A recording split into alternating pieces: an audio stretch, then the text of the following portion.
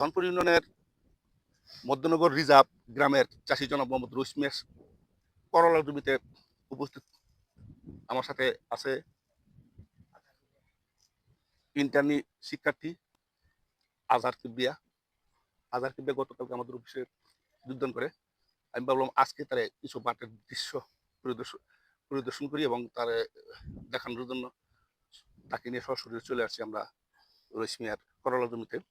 এখানে কতটুকু জমি আছে স্যার? ৮ বিঘা স্যার। আর বেশি তো না? জি না স্যার, ৮ বিঘা। কি জাত এটা টিয়া সুপার। টিয়া সুপার? জি স্যার। এই আগে কি মাঝে আরো করলা করা হচ্ছে না প্রথম? জি না, এবারে প্রথম। আচ্ছা, এলাকাতে তো করলা কেউ করতো না, সাদ্দামে করে। জি আরো সাদ্দামে করে গেছে বছর আমরাও করছিলাম। চানমিয়া করে, রশিদ ভাই করে জি নাকি? জি এটা তো আগে করতো না, এখন তো জি না, এখন অনেকটা বাজার কি আছে বাজার ৯০ টাকা ১০০ টাকা আছে কেজি। কেজি। তাহলে এটা অত্যন্ত লাভজনক না? জি লাভজনক, এটা তো আমি মনে অনেক করি যে লাভজনক।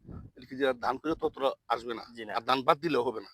ধান তো আমরা করবো, পাশাপাশি যদি কিছু সবজি আবাদ করি তাহলে আমরা হ্যাঁ, আমরা লাভবান হইব, লাভবান হইব না? অনেক লাভবান। জি।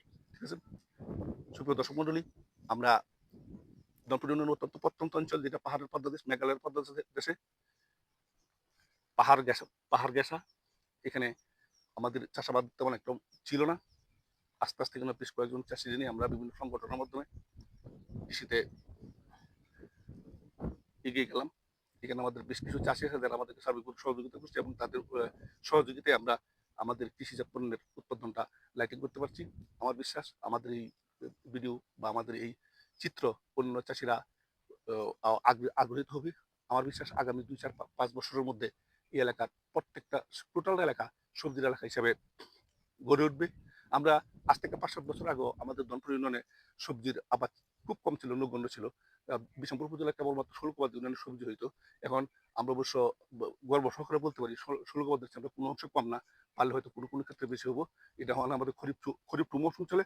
খরিফ টু মৌসুমের মাঠে সবজি থাকবে এটা বাবাই জানা, কিন্তু আমাদের এলাকার জন্য, কিন্তু আমাদের চাষিরা খরিফ ওয়ান আমার রবি সারা বছরই বিভিন্ন সবজির দিকে ঢুকছি। আমরা নতুন নতুন সবজি নিয়ে মাঠে আসবো।